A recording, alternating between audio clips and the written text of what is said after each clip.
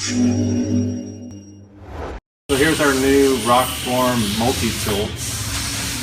It forms 5 unique functions, and we develop it here in Santa Ana using our 3D software called SolidWorks.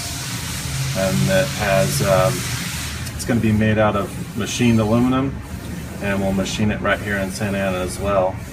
Once it's in this stage here, we think we can make a part out of it. We're going to grow it in our rapid prototype machine. So this is our 3D printer. It's pretty simple. It has a little tray that you load in, and we'll actually grow a part in here out of ABS plastic. And this part we're growing is our multi-tool that we just showed you.